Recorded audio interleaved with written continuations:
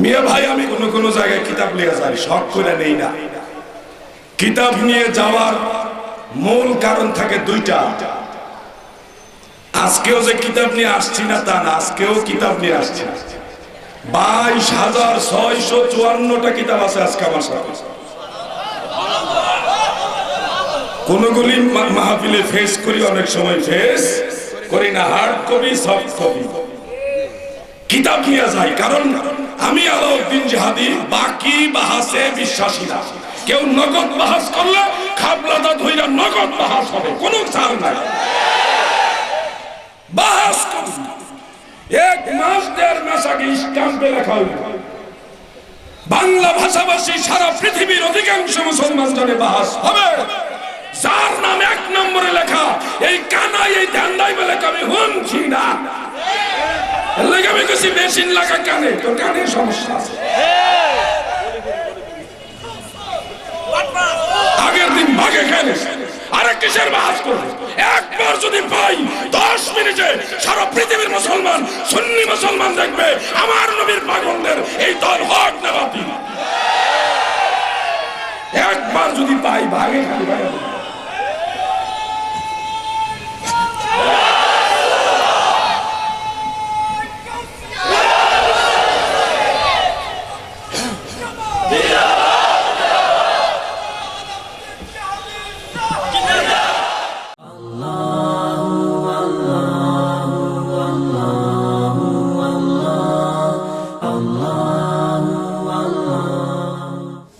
নামের ছোঁয়া পেদন্য আরশের মূল ফটক, আমার ভিতরে বাহিরে সেই নামে মুবারক।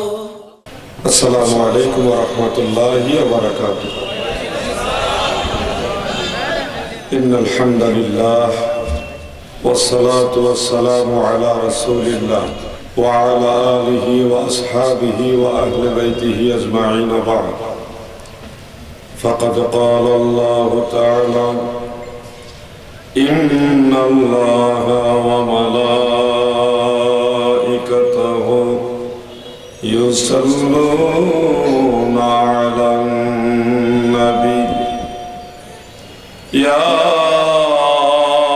أيها الذين صلوا عليه وسلموا تسليما اللهم صل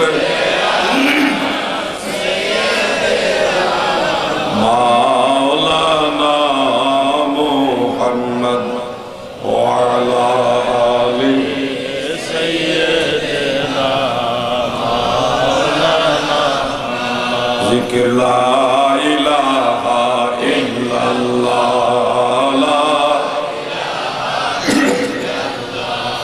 لا إله إلا الله محمد رسول صلى الله عليه وسلم। সিরাজিয়া জাকিরিন সংঘ ফেনী জেলা শাখার উদ্যোগে আয়োজিত নবম ঐতিহাসিক ওয়াজ জিকির ও দোয়ার মাহফিলের সম্মানিত সভাপতি সাহেব জনাব হাজী আলাউদ্দিন, মাননীয় মেয়র ফেনী পৌরসভা, আজকের এই সভার সম্মানিত প্রধান মেহমান ফুরফুরা সিলসিলার বিশিষ্ট খলিফা, 4 তরিকার কামিল মোকাম্মেল পীর আলহাজ হযরত মাওলানা শাহ শফি ফকির মোহাম্মদ সিরাজুল ইসলাম চৌধুরী রহমতুল্লাহ আলাইহির ছোট সাহেবজাদা ও খলিফা হযরত মাওলানা শাহ শফি মোহাম্মদ মুহিব্বুল ইসলাম চৌধুরী মাদ্দাজিল্লাহুল আলী, পীর সাহেব সিরাজিয়া দরবার শরীফ চৌধুরী বাড়ি মহিপাল ফেনী। আজকে আলোচনা করেছেন হযরত মাওলানা সাইদুল হক কাজমি সাহেব চট্টগ্রাম। উপস্থিত আছেন আলহাজ মাওলানা ওলি আহমদ সাহেব সোনাগাজী, मौलाना अबुल हसन मामून साहेब और सुनाम उलामाए आहले सुन्नात, ज्ञानीजन गुणीजन सुधीजन सुशिक्षित समाज আজকের এই বেহেশতি পরিবেশ থেকে মহান আল্লাহ পাকের দরবারে আমরা সবাই একযোগে শুকরিয়া জানাই, যিনি আমাদেরকে এই জান্নাতের বাগানে আসার তৌফিক দিলেন। সে মহান আল্লাহ পাকের দরবারে সবাই বলুন আলহামদুলিল্লাহ। নীল আকাশের নিচে জমিনের উপরে আমাদের মতো ভাগ্যবান আর কেউ নাই, কারণ আমরাই সাইয়্যিদুল মুরসালিন, সমস্ত রাসূলদের সরদার, রাহমাতুল লিল আলামিন, সমস্ত সৃষ্টি জগতের রহমত, খাতামুন নবিয়্যিন, সমস্ত নবীদের শেষ নবী হুজুরপুর নূর সাল্লাল্লাহু আলাইহি ওয়াসাল্লাম, হাবিবুল্লাহ, আল্লাহর হাবিবের উম্মত আমরাই হইতে পারলাম। আল্লাহ দয়া করে করলেন, এই জন্য আবারও আল্লাহর দরবারে বলি আলহামদুলিল্লাহ। ফেনী শহরে আমি ওয়াজ মাহফিলের মঞ্চে আজকে প্রথম, আমি নগণ্য নালায়েক নাচিজ আপনাদের খেদমতে অল্প সময় কোরআন, সুন্নাহ, ইজমা এবং কিয়াসের আলোকে কথা বলার নিয়ত রাখলাম ইনশাআল্লাহ। যদিও আলোচনা করলে, কোরআন সুন্নাহর আলোচনা করলেও হয়তো কেউ কেউ মনে করবেন ওনাদের বিরুদ্ধে। আমি আসলে কারো বিরুদ্ধে না, আমার কোনো কথা কারো বিরুদ্ধে না, বরং আমি গুনাহগার, আমি নবীজির পক্ষের লোক, নবীজির দলের লোক। যত কথা বলবো আমার নবীর পক্ষে বলবো ইনশাআল্লাহ। আমাদের কোনো দল নাই, আল্লাহর নবীর দলই আমাদের দল। সেই দলের নাম কি আল্লাহর নবী নিজেই বলেছেন, আহলে সুন্নাত ওয়াল জামাত, জান্নাতি দল, নবীর দল, জান্নাতি দল, আল্লাহর দল, সঠিক দল। এটার নাম আহলে সুন্নাত ওয়াল জামাত, যাকে সংক্ষেপে বলা হয় সুন্নি জামাত। এই জন্য আহলে সুন্নাত ওয়াল জামাতের আকিদার অন্তর্ভুক্ত হলো চারো মাযহাব। চারো মাযহাবী আকীদার দিকে এক, হানাফি, শাফিঈ, হাম্বলি, মালিকি। এই চারো মাযহাবের আইম্মায়ে কেরাম সবাই আকীদার দৃষ্টিতে আহলে সুন্নাত ওয়াল জামাত ছিল। এজন্য আকায়েদের দৃষ্টিতে কোনো মাযহাব নাই, আকায়েদের দৃষ্টিতে সবাই সুন্নি। মাযহাবের সমস্ত আইম্মায়ে কেরাম সবাই সুন্নি, কিন্তু মাসাইলের দৃষ্টিতে ইজতিহাদের ভিন্নতার কারণে কোন কোন মাসালার দিকে ইখতিলাফ হয়েছে। সেই কারণে চারটা মাযহাব প্রসিদ্ধ হয়েছে। কিন্তু মাযহাব চারটা আকীদার বিচারে নয়, মাযহাব চারটা হলো ইখতিলাফ এসেছে ইজতিহাদ, গবেষণা, তাহকিক কিংবা মাসালাগত বিভেদের কারণে। প্রত্যেকটা ইমাম ফায়সালা দিয়েছেন, তাদের এই ফায়সালার পিছনে কোরআন সুন্নাহর দলিল আছে। কোনটাই কোরআন সুন্নাহর বাইরে না। তবে এর মাঝে আওলা কোনটা, অধিক উত্তম কোনটা, সেটাই হলো দেখার বিষয়। কাউকে জাহান্নামী বলার কোনো সুযোগ নাই। আইম্মায়ে কেরামকে যারা মানে তারা হক, কিন্তু যারা ইমাম মানে না, কোনো মাযহাব মানে না, কোন মুজতাহিদের গবেষণাকে এলাও না করে, নিজেই কোরআন হাদিস না বোঝে না, তার কোনো যোগ্যতা নাই, দেড় ব্যাটারি মৌলবী, সে নিজেই যদি মুজতাহিদ সাজা যায়, তাদের বিরুদ্ধে হলে আমাদের অবস্থা। দাদু ভাই আমার, ফেনী শহরের নবীর প্রেমিকেরা গো,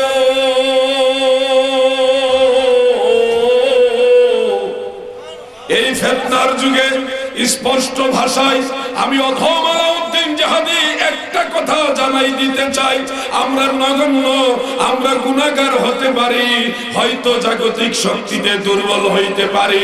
আল্লাহর হাবিবের দিন, দিন ইসলাম, নবীজির সেই সত্য আহলে সুন্নাত ওয়াল জামাত তথা সুন্নি জামাত কায়েম এবং দায়েমের জন্য আমরা সদাই সচেষ্ট আছি ইনশাআল্লাহ।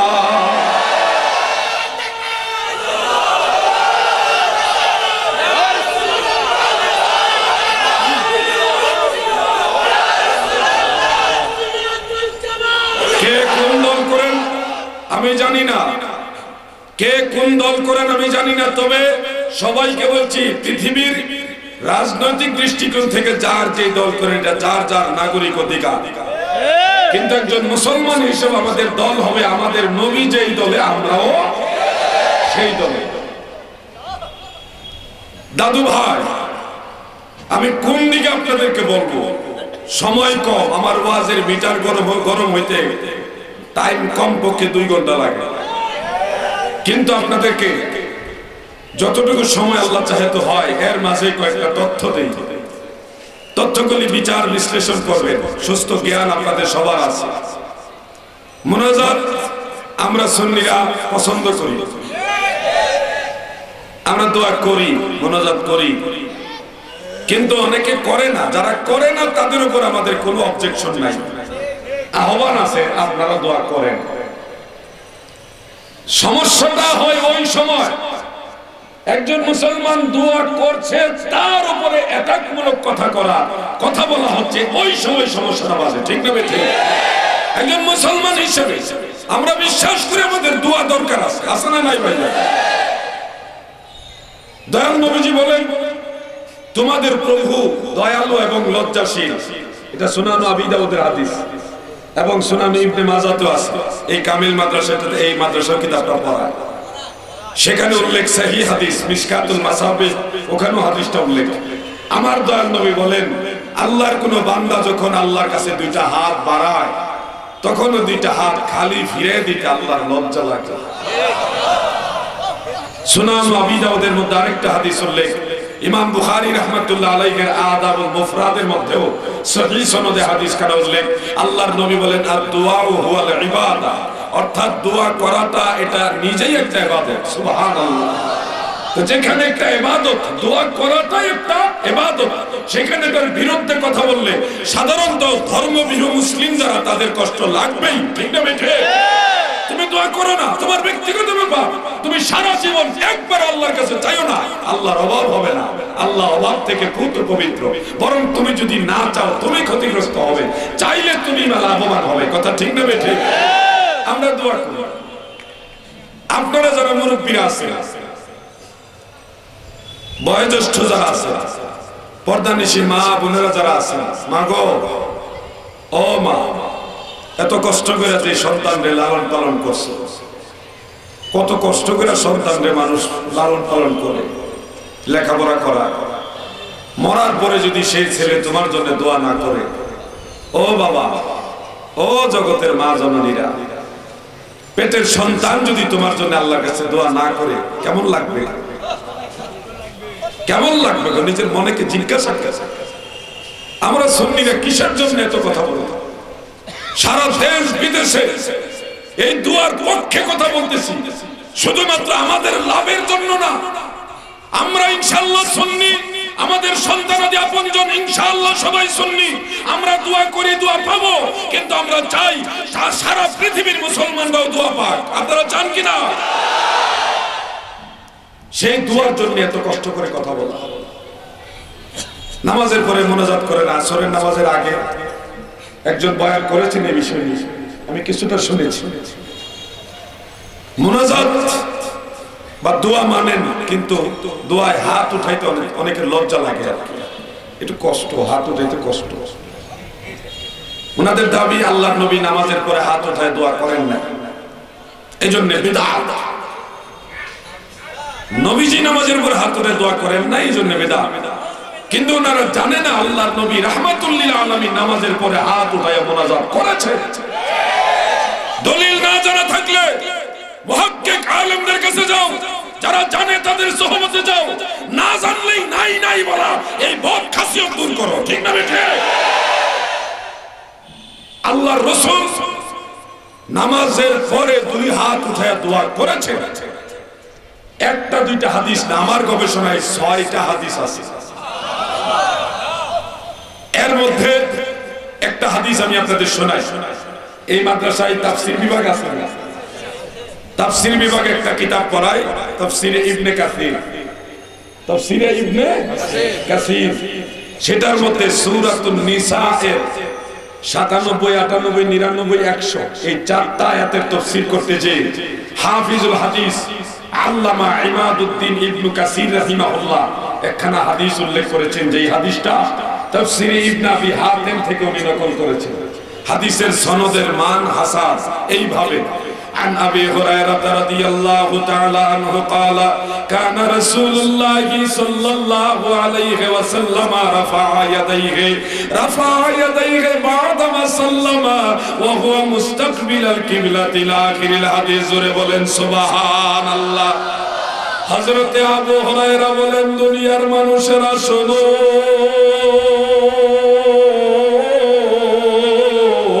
হযরতে আবু হুরায়রা রাদিয়াল্লাহু তাআলা আনহু বলেন, আমাদের দয়াল নবীজি নামাজের সালাম ফিরাইবার পরে কিবলামুখী হইয়া রাফা ইয়াদাইহি, দুই হাত উঠায়া আল্লাহর নবী দোয়া করেছে।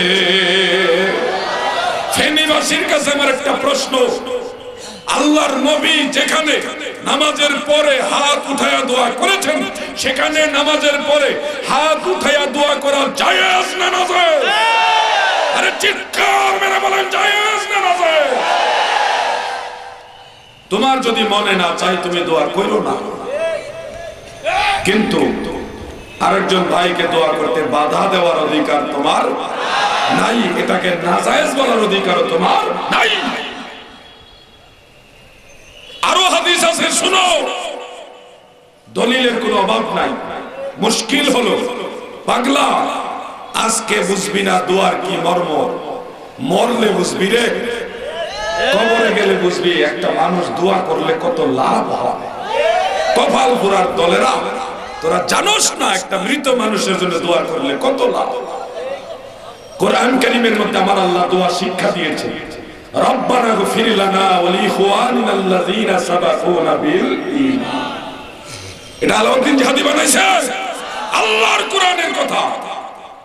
রব্বানা, ওগো আমাদের রব, ইগফির লানা, আমাদেরকে maaf করুন, ওয়া লিইখওয়ানিনা, আমাদের সেই ভাইদেরকে maaf করেন, আল্লাযীনা সাবাকুনা বিল ঈমান, যারা ঈমানের সাথে গত হয়ে গেছে তাদেরকে maaf করে দেন।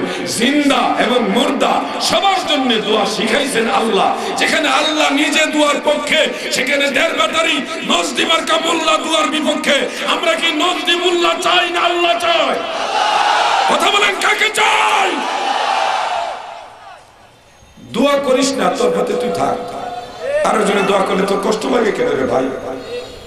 তুমি জানো, ইন্নাল মাইয়্যিতা ফি কবরিহি কাল গরীক, প্রশান্ত মহাসাগর অথই সাগরের মাঝে পড়ে যায় গো।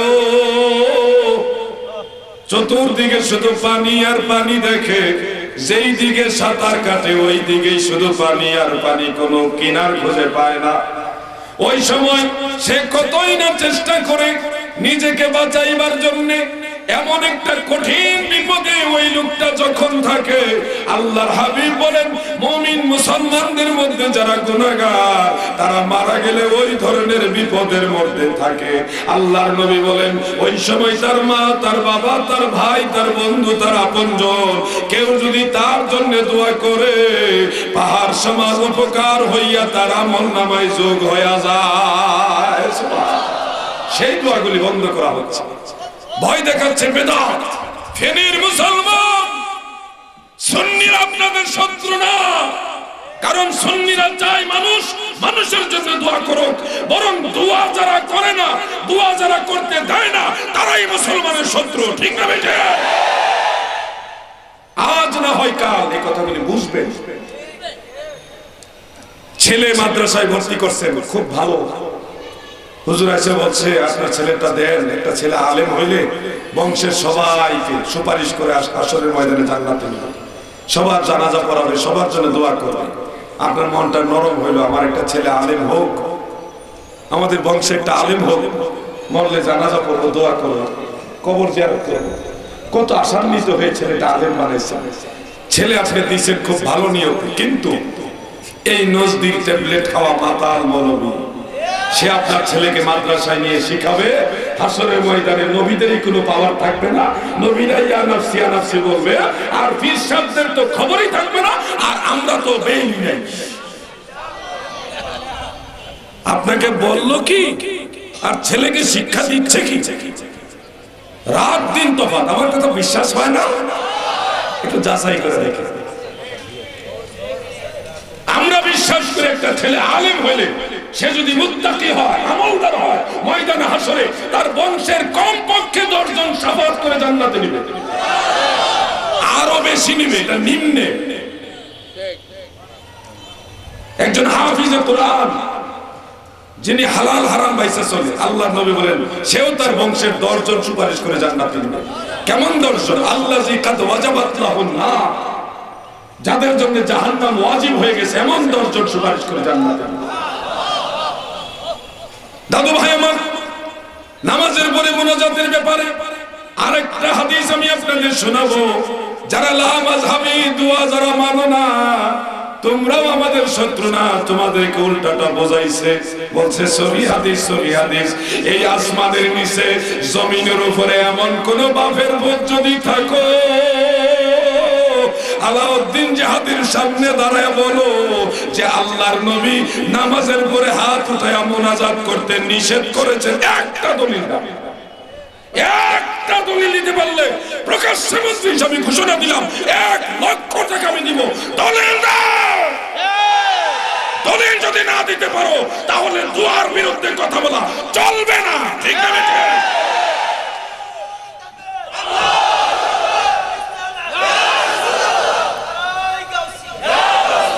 আমার গলার আওয়াজটা একটু বেশি, আপনারা বেয়াদবি নেবেন না, এটা বোমবাস্টিং মার্কা গলা। একটু আওয়াজ বেশি হইলেও কারো বিরুদ্ধে বা কাউকে অপমান করার জন্য। আমার কথাটা কি যৌক্তিক না অযৌক্তিক? যে নবীজি দোয়া করতে নিষেধ করছে, একটা দলিল দাও, আমরা ওই দলিল মানবো। তুমি দলিল দিতে পারবে না, তোমার চাপার জোরে কি নাজায়েজ হয়ে যাবে? যারা নামধারী আহলে হাদিস, অরিজিনালি এরা আহলে হাদিস না। আহলুল হাদিস হলো আইম্মায়ে আহলে সুন্নাতের যারা মুহাদ্দিসিন کرام, তারা এই যুগে যারা আহলে হাদিস, এরা আসলে আহলে হাদিস না। বোতলের ভিতরে মধু লেভেল লাগে, বোতলের ভিতরে মদ লেভেল লাগাইছে মধু। এই যুগের আহলে হাদিস এরা অরিজিনাল ওয়াহাবি, ঠিক না বেটা? অরিজিনাল ওয়াহাবি হলো তারা, আহলে হাদিস না। আহলে হাদিস ইমাম বুখারী, আহলুল হাদিস ইমাম মালিক ইবনে আনাস, আহলুল হাদিস ছিলেন ইমাম আবু হানিফা রাহমাতুল্লাহ আলাইহি, আহলুল হাদিস ছিলেন ইমাম আহমদ বিন হাম্বল রাহিমাহুল্লাহ। সকল মুহাদ্দিস তবকার আইম্মায়ে کرام তারা ছিল আহলুল হাদিস। এই যুগের আহলে হাদিস যারা, যারা আগের যুগের ইমামদের মানে না, যারা কোন আইম্মায়ে کرامকে মানে না, যারা মাযহাব মানে না, যারা আউলিয়া کرام মানে না, এরা আহলে হাদিস না। এরা নিঃসন্দেহে নজদির দল, ঠিক না বেটা? কোনো সন্দেহ নাই। একটা সাবজেক্ট নাই যে সাবজেক্টে তারা ভেজাল লাগাইছে, অথচ তাদের দলের বড় একজন শায়েখ আব্দুর রহমান মুবারকপুরী, তিনি একটা কিতাব লিখছে, ওটার নাম হলো তুহফাতুল আহওয়াজ। সম্ভবত এই মাদ্রাসায় কিতাবটা থাকতে পারে। মিয়া ভাই, আমি কোন জায়গায় কিতাব লিখে যাই, শখ করে নেই না। কিতাব নিয়ে যাওয়ার মূল কারণ থাকে দুইটা। আজকেও যে কিতাব নিয়ে আসছি না তা না, আজকেও কিতাব নিয়ে আসছি। 22,654টা কিতাব আছে আজকে আমার সাথে।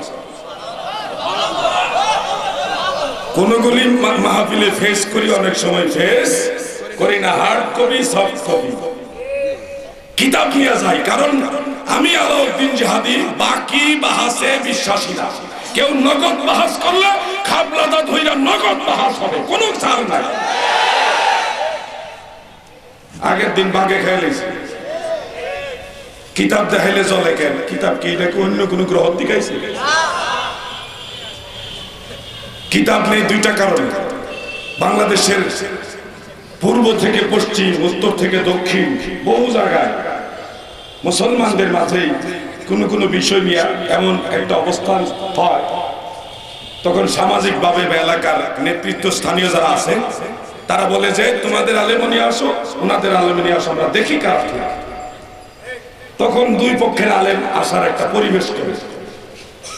তো সুন্নি আলেমদের পক্ষে আমরা অনেকে যাই, গেলে চাচা খালুরা যায় না। তো খালি মাঠে কিতাব নিয়ে পাবলিক কয়, হুজুর তারা যখন আইছে না, আপনারা তো আইছেন, আপনারা দেখাই দেন আপনারা যে করেন বলে কিতাব আছে কিনা। আর যেখানে কিতাব নিয়ে যায় সেখানে আলেম থাকে, কানার দলেরা চোখে চশমা লাগাই ওয়াজ করে, তো এই জন্য আলেম দেখে না, খালি পাবলিক দেখে।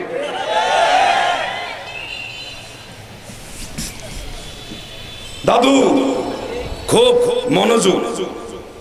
আব্দুর রহমান মুবারকপুরী তুহফাতুল আহওয়াজির, এটা তিরমিজি শরীফের শরহ, সেখানে 300 নম্বর হাদিসের ব্যাখ্যায় তিনি নামাজের পরে মুনাজাতের অনেকগুলি হাদিস আনছেন। আইনে লেখেন, কুনতু কাউলুর রাজিহ ইনদি ইন্না রাফআল ইয়াদাইনি বা'দা সালাতি জায়েজুন লাউ ফালাহু আহাদান ফালা বা'সা আলাইহি ইনশাআল্লাহ। তিনি বলেন, আমি বলছি আমার কাছে গ্রহণযোগ্য মত হলো ইন্না রাফআল ইয়াদাইনি, নিশ্চয়ই দুই হাত উঁচা করে করা, দোয়া করা, বা'দা সালাতে, নামাজের পরে জায়েজ, জায়েজ, জায়েজ। এরপরে তিনি লেখেন লাউ ফালাহু আহাদান ফালা বা'সা আলাইহি ইনশাআল্লাহ। নামাজের পরে কেউ যদি দুই হাত উঠায় মোনাজাত করে, আল্লাহ চাইতে কোনো অসুবিধা নাই। তোমাদের হুজুরের কথা তোমরাই মানো, আমরা জামু তো ঘুরে দেখেন কে হে পড়ালেই করছে না। বড় বড় ফতোয়াবাজি যারা করছেন নিয়ে ভাই একটু লেখাপড়া করো। আমি বারবার বলছি আপনি দোয়া করেন না, সেটা আপনার ব্যক্তিগত ব্যাপার। আরেকজন দোয়া করলে তার বিরুদ্ধে দাঁড়ায়ও কয় দোয়া করা যাবে একা একা, সম্মিলিত মুনাজাত করা বিদআত। আলহামদুলিল্লাহ, কেউ যদি কোনো বিষয়ে ফতোয়া জারি করে, সে যদি যোগ্য আলেম হয়, তাহলে তার ফতোয়া দেওয়ার অধিকার আছে, অবশ্যই সে কথা বলবে, কোনো অবজেকশন নাই। তবে আমাদের দাবি, কখনো কোনো বিষয়ে বিদআত, নাজায়েজ, শিরক, হারাম, মাকরুহ এগুলি যদি ফতোয়া দেন, আলেমদের উচিত দলিল সহকারে ফতোয়া দেওয়া। আপনারা কি বলেন? সম্মিলিত মুনাজাত করলে শরীয়তের ভাষা হইল ওয়াজিব, ফরজ, ওয়াজিব, সুন্নত, মুস্তাহাব, মাকরুহ, হারাম, নাকি ভাইজান? ফরজ, ওয়াজিব, সুন্নত, মুস্তাহাব, মাকরুহ, হারাম। ফরজ নামাজের পরে হোক, জানাজার পরে হোক, অথবা অন্য কোনো সময়ে সম্মিলিত মুনাজাত করলে মাকরুহ কিংবা হারাম, এরকম যদি কেউ বলেন, আমাদের কোনো বাধা দেওয়ার অধিকার নাই। অনুরোধ করছি, কোন আয়াতে, কোন হাদিসে, কোন ফতোয়ার কিতাবে লেখা আছে এটা হারাম কিংবা মাকরুহ, একটা দলিল দেন না দাদা, দলিল দেন না, অসুবিধা নাই। আপনি বলবেন, অবশ্যই বলবেন, কেন বলবেন না? দেশটা তো আলাউদ্দিন জিহাদি কিনে রাখছে না। আপনিও যেমন এই দেশের নাগরিক, আমিও সেই দেশের নাগরিক। ধর্মীয় বিষয় সংঘাতের দরকার নেই। ঝগড়া করবো কেন? কেন মারামারি করবো? এখানে তো আমার আপনার বাপদাদার জমি জমা নিয়ে ঝগড়া না, এখানে কোরআন হাদিস মানা নিয়ে কথা। আমার নবী যদি দলবদ্ধভাবে দোয়া নিষেধ করে থাকে, আমরা কেউ করব না। কি কথা ঠিক না? এবার শুনেন, আমরা কেন করি? হইতাম নিবা। আসলে আজকে সারাদিনই আমি একটু ক্লান্ত ছিলাম, কথা বলার ইচ্ছা ছিল, মনটাও ভালো না আজকে। আপনাদের অনুরোধ করি, আমি তো আর গজল টজল বেশি জানি না, আমার গলা আছে একটা বুম বাস্টিং মার্কা গলা, এটা তেমন সুবিধার না। আপনাদের অনুরোধ করি, মহব্বতের কান লাগে, একটু শুনেন, কাজে লাগবে বাবাজি, ফিতনার জন্য। ও মিয়া ভাই শুনেন, যেই লোকটা আল্লাহ দরবারে মোনাজাত করে, নামাজ পড়ে মোনাজাত করে, জানাজা করে, দাফন করে, কবরস্থানে মোনাজাত করে, মিলাদ শরীফ করে মোনাজাত করে, ওই লোকটা মাদক আসক্ত হয় না, ওই লোকটা জঙ্গি হয় না, তার মনটা নরম হয়, ঠিক না? এই জন্য আমি বলি, সুন্নিরা কখনো জঙ্গি হয় না, আর জঙ্গিরা কখনো সুন্নি হয় না, ঠিক না বেঠে? সুন্নিরা মানুষকে খাওয়ায়, সুন্নিরা মানুষের জন্য দোয়া করে, সুন্নিরা মানুষের জন্য দোয়া করে, মানুষের মেহমানদারি করে, সুন্নিরা কবর জিয়ারত করে, মাজার জিয়ারত করে। সুন্নিদের মন থাকে নরম, এই জন্য তারা জঙ্গি হয় না। আর তারা কথায় কথায় জিহাদ, মারো, কাটো, জাগাও, লাগাও, আগুন জ্বালাই দাও, পুরাই দাও, যে মাহফিলে সুবহানাল্লাহ আলহামদুলিল্লাহ বলে না, খালি কয় ঠিক ঠিক, চিল্লা ফাল্লা যারা করে, এদের মাঝে সাধারণত জঙ্গি পয়দা হয়, ঠিক না বেঠে?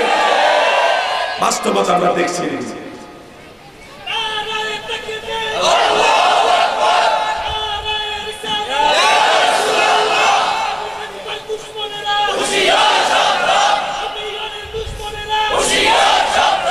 দাদু,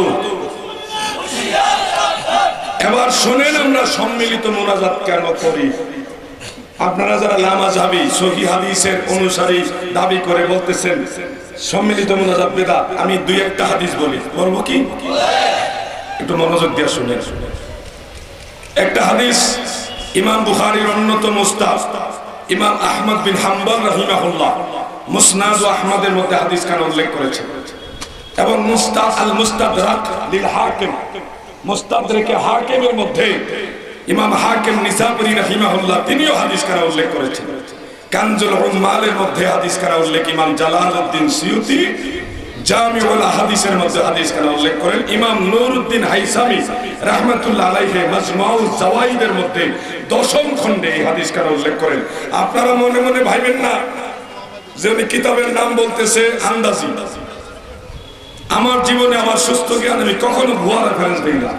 কেউ যদি চ্যালেঞ্জও আসেন আমি দেখাইতে প্রস্তুত আছি। সেই কিতাবগুলির মধ্যে একখানা হাদিস উল্লেখ, হাদিসের সনদের মান হাসান। ইমাম হাইসামি হাদিসটাকে হাসান বলেছেন। عن حبيب بن مسلمة الفهري رضي الله عنه قال سمعت رسول الله صلى الله عليه وسلم يقول لا يجتمع ملاء فيدعو بعضهم ويؤمن بعض إلا أجبهم الله رواه الحاكم وأحمد إسناده حسن سبحان الله বলেন। হযরত হাবিব ইবনে মাসলামা রাদিয়াল্লাহু আনহু একজন সাহাবী, তিনি বলেন আমি আল্লাহর নবীকে বলতে শুনেছি গো,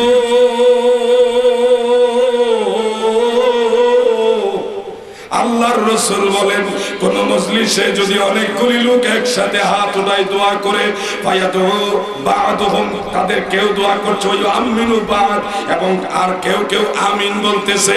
আল্লাহর হাবিব বলেন এইভাবে অনেক লোক একসাথে দোয়া করছে আর কেউ কেউ আমিন বলছে, এই ধরনের দলবদ্ধভাবে দোয়া যদি কেউ করে আল্লাহর নবী বলেন ইল্লা জাবাহুমুল্লাহ, ওই দোয়াটা নিশ্চিত আমার আল্লাহ কবুল করে নেয়। বলেন এই হাদিস দ্বারা কি বোঝা যায়?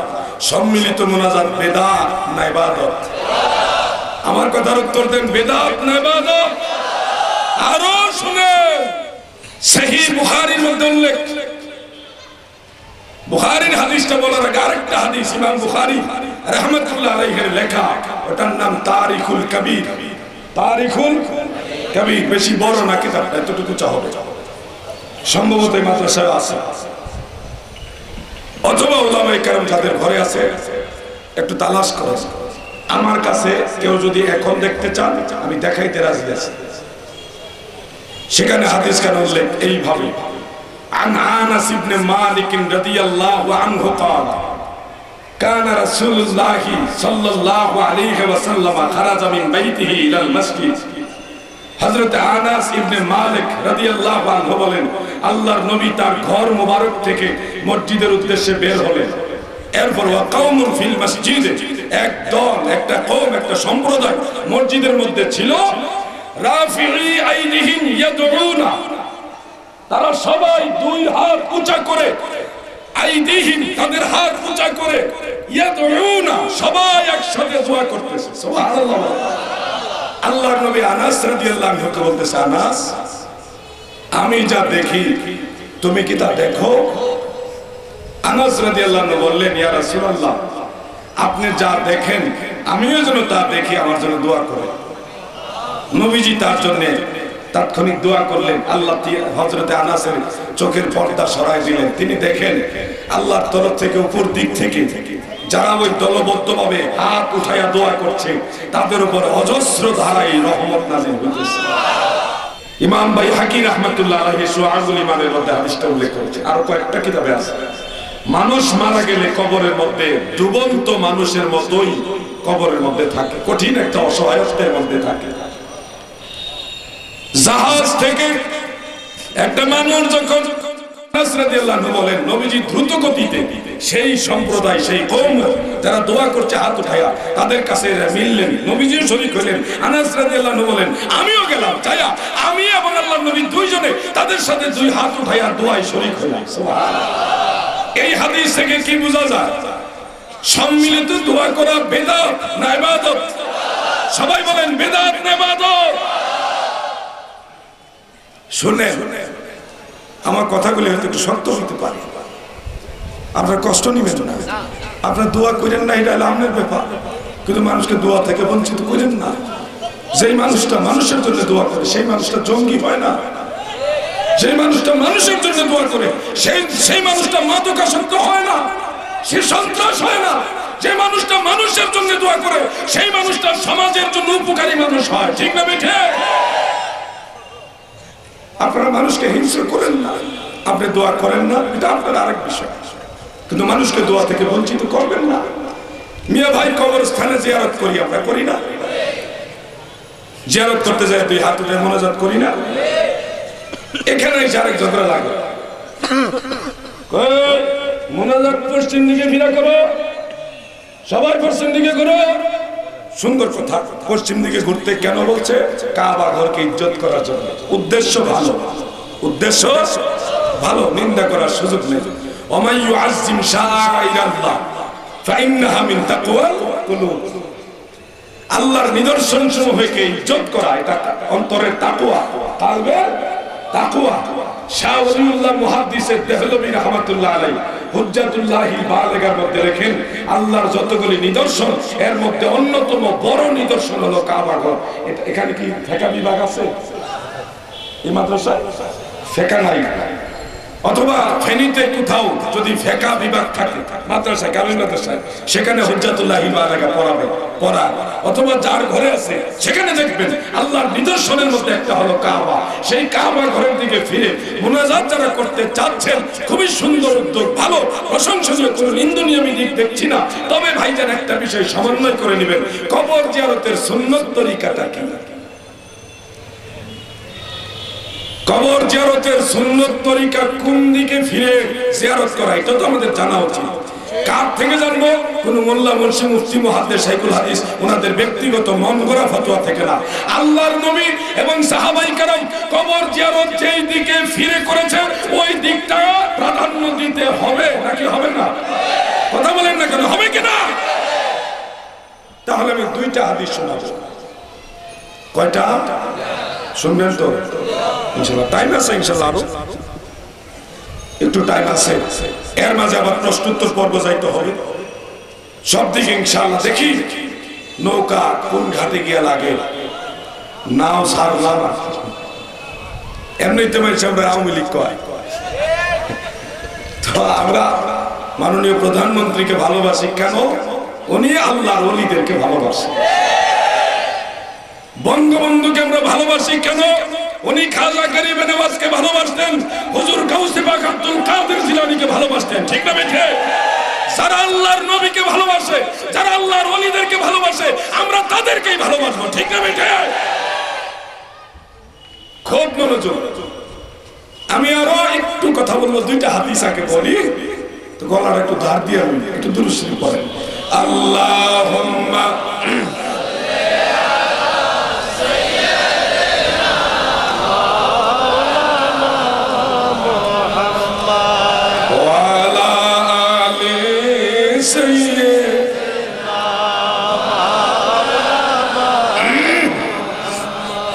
ভাইজান কি কষ্ট হইতেছে বেশি? বসে থাকাও কষ্ট, বিরক্তিকর অনেক সময় বসে থাকা। অনেকের হাঁটুতে ব্যথা করে, অনেকের বসতে বসতে কোমরে ব্যথা করে, কষ্টদায়ক জিনিস। আমার নবীজির মহব্বতের ঝুঁসে হয়তো আপনার বলতেছে কষ্ট হয় না। আসলে নবীর প্রেমের সাগরে যে ডুব দেয় তার আসলে জগতের কষ্ট মনেই থাকে না।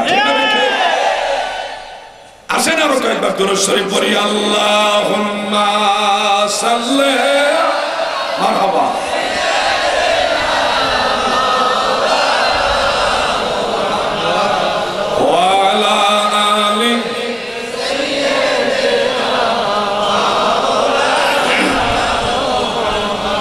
মনোযোগ দিয়ে শুনুন, দুইটা হাদিস বলি। একটা হাদিস হলো সিহা সিত্তার অন্যতম কিতাব জামিউত তিরমিজি, এটা এই মাদ্রাসায় পড়া, তিরমিজি শরীফ কামিলে হাদিস বিভাগে পড়া। সেখানে একটা হাদিস উল্লেখ, হাদিসের সনদের মান হাসান। তিনজন সাহাবী এই হাদিসখানা বয়ান করেছেন। কয়জন বলেন? কয়জন? এক নম্বরে রাইসুল মুফাসসিরিন হযরত আব্দুল্লাহ ইবনে আব্বাস রাদিয়াল্লাহু আনহুমা। দুই নম্বরে উম্মুল মুমিনিন হযরত আয়েশা সিদ্দিকা রাদিয়াল্লাহু তাআলা আনহা। তিন নম্বরে প্রখ্যাত সাহাবী হযরত বুরায়দা রাদিয়াল্লাহু তাআলা আনহু। এই তিনজন সাহাবী এই হাদিসটা বয়ান করেছেন, যেটা আমি এখন শোনাবো। কি সেই হাদিস? عن عبد الله بن عباس رضي الله تعالى عنهما قال مر النبي صلى الله عليه وسلم بقبور بالمدينة হযরত ইবনে আব্বাস রাদিয়াল্লাহু আনহুমা বলেন, আমার দয়াল নবীজি মদিনার এক কবরস্থানের পাশ দিয়ে যাচ্ছিলেন গো। মদিনার কবরস্থানের পাশ দিয়ে যখন যাচ্ছিলেন, ফাআকবালা আলাইহি বিওয়াজহিহি, এরপরে নবীজির চেহারা মোবারক সেই কবরের দিকে ঘুরাইলেন, কবরের দিকে চেহারা মোবারক ঘুরাইলেন। ফাকালা, এবং বললেন, আসসালামু আলাইকুম ইয়া আহলাল কুবুর, ইয়াগফিরুল্লাহু লানা ওয়া লাকুম, আনতুম সালাফুনা ওয়া নাহনু বিল আসা, রাওয়াহু তিরমিজি, ক্বালা আবু ঈসা হাযা হাদিসুন হাসান। আল্লাহর নবী কবর জিয়ারতে সালাম দেওয়ার সময় নবীজির চেহারা মোবারক কবরের দিকে ঘুরাইতেন। বলেন, এই হাদিস থেকে আমরা কি শিখলাম? আল্লাহ রাসূলের আমল থেকে আমরা কি শিখলাম? কবর জিয়ারতের সময় চেহারা কোন দিকে থাকবে? বলেন, কোন দিকে? ফাকবাল আলাইহি বিওয়াজহি, এই কথা দ্বারা স্পষ্ট প্রমাণ। এবার আমি আরেকটা হাদিস বলবো, দুইটা হাদিসের কথা বলছি। দ্বিতীয় হাদিসটা এটা বিল ইত্তেফাক ইসনাদুহু সহিহ, সর্বসম্মতিক্রমে এই হাদিস কেনা সহিহ। উলামায়ে কেরাম শুনেন, দাদু আপনারা আমার সবার মাথার তাজ, ওয়ারাসাতুল আম্বিয়া, আপনারা নবীজির ওয়ারিস, আপনারা দায়িত্ব সবচেয়ে বেশি। আপনারা জানেন, জানা কথাগুলিও বারবার শুনলে ইলমের মধ্যে নূর বাড়ে। এজন্য যারা গবেষণা করেন এই বিষয়গুলি মনোযোগ দিয়ে শুনবেন। হেদায়ার শরা ফাতহুল কাদির এই কিতাবের মধ্যে ইমাম কামালউদ্দিন ইবনুল হুমাম রাহমাতুল্লাহ আলাইহি তিনি এই হাদিস খানা উল্লেখ করেছেন। এমনকি এই হাদিস খানা ইমাম মোল্লা আলী কারি হানাফি রাহিমাহুল্লাহ শারহ মুসনাদ আবি হানিফা ওই কিতাবের মধ্যে উল্লেখ করেছেন সনদ সহকারে। এমনকি আরব জাহানের অনেক বড় একজন আলিম ছিলেন, ওনার নাম হলো ইমাম সামহুদি রাহমাতুল্লাহ আলাইহি। ওই কিতাবটার নাম ওয়াফাউল ওয়াফা। নাম কি ভাইজান? ওয়াফাউল ওয়াফা। ফেনীতে অনেকের ঘরে কিতাবটা থাকার কথা। ওয়াফাউল ওয়াফা, সেখানে এই হাদিসটা সনদ সহকারে উল্লেখ। এই সনদ নিয়ে আমিও গবেষণা করেছি, আগের যুগের আইম্মাই কেরাম তারাও গবেষণা করেছেন। তারা সবাই বলেছেন এই হাদিসের সনদ সহিহ। ফাতহুল কাদিরের মধ্যে এইভাবে এসেছে, আন্না বিল্লাইস আন্নাহু ইয়াকিফু মুস্তাকবিলাল কিবলাতে মারদুদ। খুব মনোযোগ, হাদিসটা উল্লেখ করার আগে ইবনুল হুমাম লেখেন, আন আবিল লাইস আন্নাহু ইয়াকিফু মুস্তাকবিলাল কিবলাতে মারদুদ। ফকিহ আবু লাইস সামারকান্দি রাহমাতুল্লাহ আলাইহি তিনি বলেন, বা তিনা থেকে এই ফতোয়াটা উল্লেখ, যে শুধুমাত্র কিবলামুখী হয়ে জিয়ারত করা এই ফতোয়াটা হলো মারদুদ। মারদুদ প্রত্যাখ্যাত। শুধু কিবলামুখী হয়ে জিয়ারত করা, কবরকে বাদ দেয়া, শুধু কিবলামুখী হয়ে জিয়ারত করা, এই ফতোয়াটা মারদুদ। আমার কথা না, আল্লাহর ওয়াস্তে শুনেন, এখানে অনেক আলিম আছে। আমি যদি ভুল তথ্য দেই আমাকে ধরেন, নগদে ধরেন। আর যদি আমি সত্য কথা বলি তাহলে আমার কথা তো আমি বলছি না। আসেন, কিতাবের মধ্যে যেই কথাগুলি আছে আমরা সবাই মিলে ওই কথাগুলি মানি।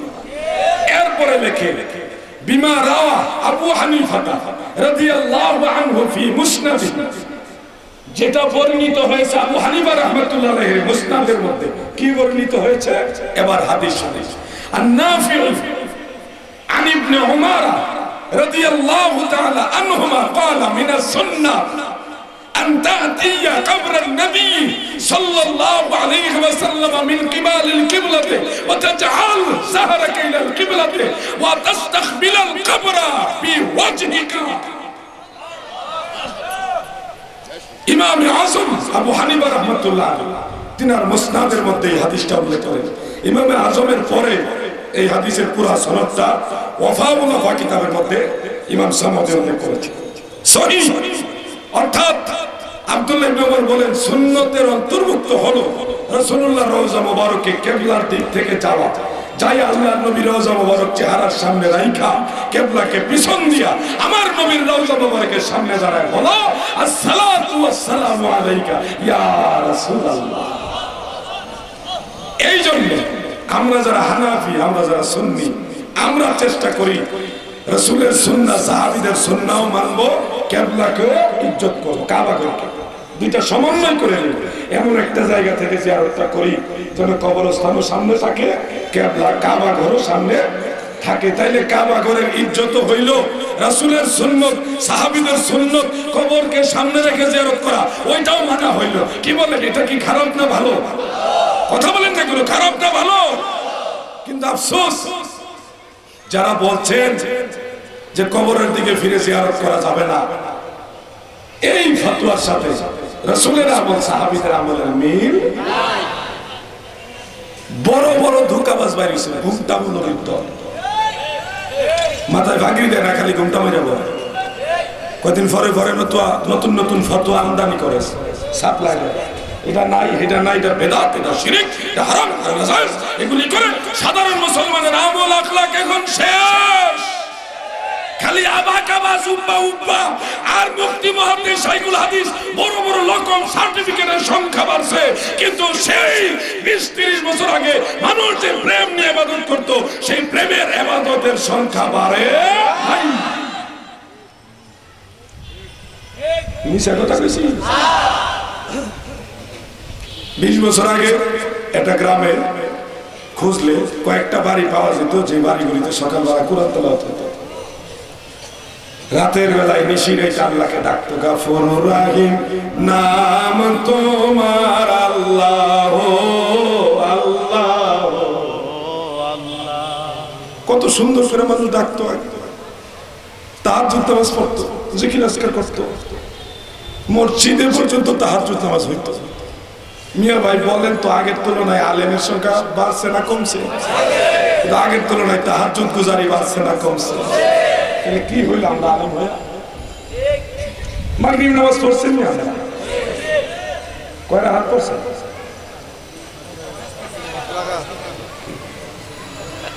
কয়টা হাত? 7 রাকাত না? সত্যই 7 রাকাত পড়ছেন সবাই? মিছা কথা কয় না, ওই যে একজন হয়েছিল, আরো বছর নাকি, আলহামদুলিল্লাহ। কিন্তু আজকে শুধু 7 রাকাত পড়লেন, আর অন্য সময় সুন্নতটা পড়ে দৌড় মারেন না, নফল নামাজটা পড়ে। আর তারগীব ওয়া তারহিবের মধ্যে উল্লেখ, আল্লাহ রাসূল বলেন, কানজুল উম্মাল হাদিসটা সনদ সহিহ, তাবারানির হাদিস, আর অনেক কিতাবে হাদিসটা আছে, মান সাল্লা 4 রাকাতিন বাদাল মাগরিবে, যে ব্যক্তি মাগরিবের পরে 4 রাকাত নামাজ পড়ে, অথবা মান হাফিজা, যে যথাযথ রক্ষা করে 2 রাকাত সুন্নত এবং 2 রাকাত নফল, এই 4 রাকাত নামাজ মাগরিবের ফরজের পরে যারা পড়ে, আল্লাহর হাবিব বলেন হারামাল্লাহু বাদানাহু আলান নার, ওই ব্যক্তির শরীর জাহান্নামের আগুনের জন্য হারাম হয়ে যায়। সুবহানাল্লাহ। এমনকি নাই সুরের দলেরা নামাজের সালামটা ফিরেলে দোয়াও তো করে না, কুতকুতাই মানে কুলকুসুস কাম খাইলে সুলকায় মসজিদে বাইরে যা সুরে সুরে নামাজ পড়ে না, সুন্নাত পড়ে না, নফল পড়ে না, আর মুনাজাতের কথা হইলে আওয়াজ হলো সুলকানি উঠে যায়। ঠিক না বেটে? কোথায় নামাজ? তারাবি নামাজ কমায় 8 টাকা বানাইছে, তারাবি বানাইছে 8 টাকা, ফেতের বানাইছে 1 টাকা। কঠিন অবস্থা করছে। আবার সহিহ হাদিস আছে, এই সহিহ হাদিস কি বুঝাস? হাদিস সহিহ হইলেই সব সময় আমল করা যায় না। ওলামায়ে কেরাম এখানে উপস্থিত, আমি ভুল বললে আমাকে শুধরে দিবেন। হাদিস সনদের দৃষ্টিতে সহিহ, কিন্তু হুকুমের দৃষ্টিতে মানসুখ, ওই হাদিস আমল করা জায়েজ না। সহিহ হইলে আমল করা জায়েজ না। হাদিস সনদের দৃষ্টিতে সহিহ, কিন্তু মশহুর পর্যায়ের হাদিসের মুখালিফ শায, ওই হাদিস সহিহ হইলে আমল করা জায়েজ নাই। হাদিস সনদের দিকে সহিহ, কিন্তু সনদান কিংবা মতনাদ মুজতারিব হইলে মুহাদ্দিসিন কেরামের ফাইনাল ডিসিশন না আসা পর্যন্ত ওই মুজতারিব সনদে সহিহ হইলো আমল করা জায়েজ নাই। খালি লাভ মানুষকে বুঝালাম না। আগের যুগের ইমামরা যারা আমাদের, যাদেরকে আমরা মানি, অনুসরণ করি, তারা সর্বনিম্ন 1,00,000 হাদিসের সনদ মুখস্থ জানত। এখন তো সলিমুদ্দিনের বলা কলিমুদ্দিন, ওরে বাবা, হ্যাঁ ইমাম আহমদ কি জানে? শাহজালাল রহমাতুল্লাহ আলাইহির দরগা শরীফে গেছে, একটা জুতা খুলতাম কেন? জুতা খুলতাম কেন? আমি কোরআন হাদিস পড়ে দেখছি জুতা খোলার কথা নাই। কোরআন হাদিস পড়ে দেখছে। ইমাম আহমদ বিন হাম্বলের ব্যাপারে দুইটা মত। একটা মত হলো উনি 6 লক্ষ হাদিসের সনদ মুখস্থ জানতেন, আর একটা মত হলো উনি 10 লক্ষ হাদিসের সনদ মুখস্থ জানতেন। আল-ইলাল আব্দুল্লাহ বিন আহমদের লেখা, ওনার ছেলে আব্দুল্লাহ বিন আহমদ, ইমাম আহমদের ছেলে, তিনি আল-ইলালের মধ্যে উল্লেখ করেন যে ইমাম আহমদ বিন হাম্বল রাহিমাহুল্লাহ উনি যখন কবর জিয়ারত করতেন 2 পায়ের জুতা খুলে খালি পায়ে কবর জিয়ারত করতেন। ইমাম আহমদ বিন হাম্বল 10 লক্ষ হাদিসের সনদের হাফিজ, তিনি জুতা খুইলা জিয়ারত করছে। আমি কোরআন হাদিস পড়ে দেখছি জুতা খুলে যেত না। কি জাতের ফরাদা হে ফরছে? কি হো ভাই, রাগ করতেছেন না? আমার হচ্ছে কবে যে আহমদ বিন হাম্বলকে আমরা দলিল দিই, এই ব্যাকল হন বেটা। ইমাম আহমদ বিন হাম্বল যদি এই যুগে আমাদের অনুসরণীয় না হয়, নীল আকাশের নিচে এই যুগে এত বড় আলেম আর কেনা আছে? এই যুগে আছে? আমার নবীর উপরে কোন দলিল আছে? সহিহ মুসলিমের মধ্যে উল্লেখ, রাতের গভীর অন্ধকারে আম্মা জান আয়েশা রাদিয়াল্লাহু আনহা বলেন নবীজি চুপচাপ ঘর থেকে বের হতেন, খালাআনা আলাইহি, নবীজি কদম মোবারক থেকে জুতা মোবারক খুলতেন খালি পায়ে। আল্লাহর নবী হেঁটে হেঁটে জান্নাতুল বাকি কবরস্থানের কিনারে যাইয়া রাফা ইয়াদাইহি সালাসা মাররাতিন, একবার দুইবার না 3 বার হাত উঠায়া রাহমাতুল লিল আলামিন দোয়া করতেন। সুবহান। মিয়া ভাই, এখন আপনারা কোন নবীজি কি হাদিস পড়ছে? আরে নবীর কথা, নবীর কাজ, নবীর সমর্থন, এটাই তো হাদিস। যেখানে নবী নিজেই খালি পায়ে জুতা মুবারক খুলে কবর জিয়ারত করেছে, সেখানে দলিল খুঁজে। আরে দলিল, নবী নিজেই তো দলিল। আমার নবীর উপরে কোনো দলিল আছে? আমরা নবী মানতে চাই কিনা? বাস করুন। 1 মাস 1.5 মাস আগে স্ট্যাম্পে লেখা হইল, বাংলা ভাষাভাষী সারা পৃথিবীর অধিকাংশ মুসলমান জানে বাহাস হবে, যার নাম 1 নম্বরে লেখা এই কানাই, এই ধান্দাই বলে আমি শুনছি না। লেগে আমি কিছু মেশিন লাগা কানে, তোর কানে সমস্যা আছে। আগের দিন ভাগে খেলে আরে কিসের বাহাস করবে? একবার যদি পাই 10 মিনিটে সারা পৃথিবীর মুসলমান, সুন্নি মুসলমান দেখবে আমার নবীর পাগলদের এই দল হক না বাতিল। একবার যদি পাই ভাগে খালি ভাই।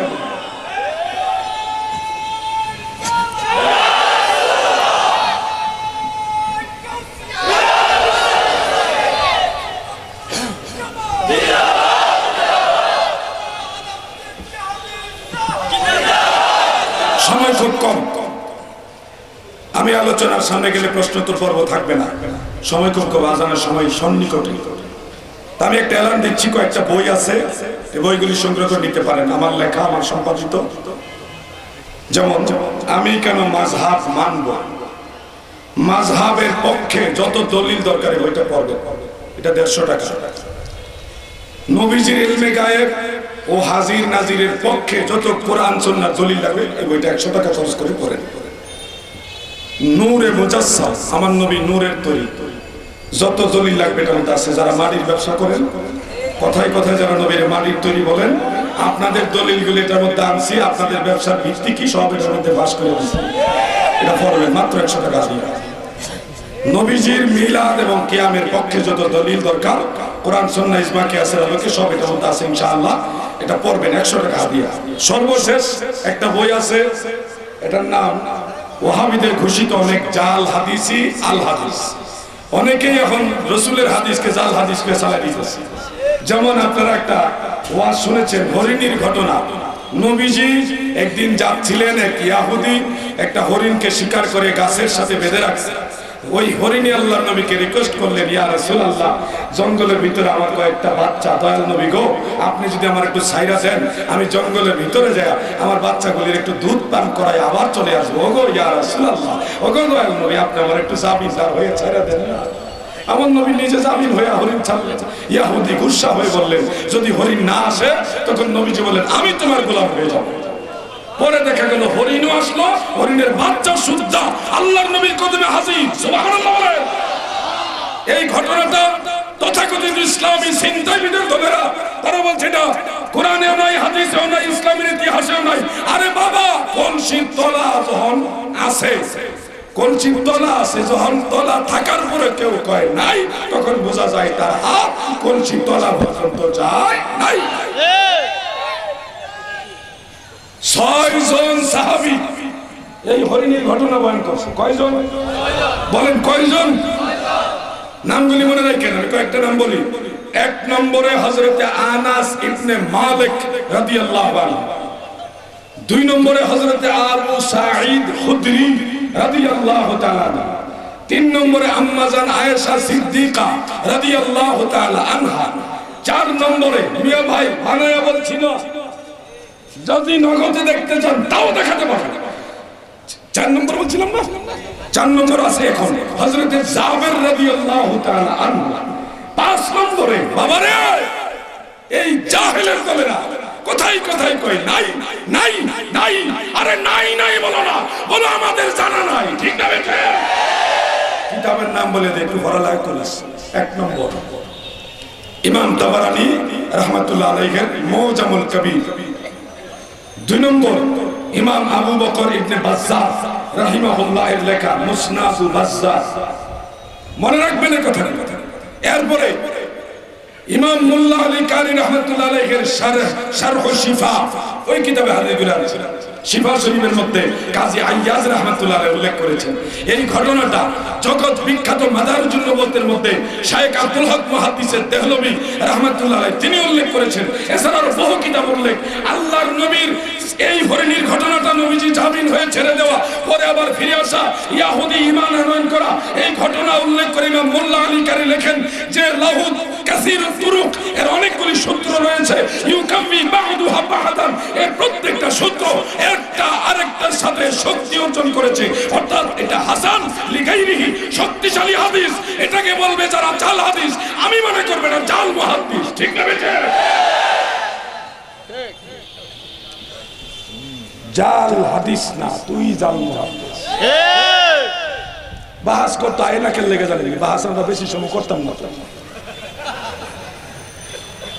আমার জীবনে আর কিছু থাক আর না থাক, সারা পৃথিবী থেকে আমি কিতাব সংগ্রহ করছি।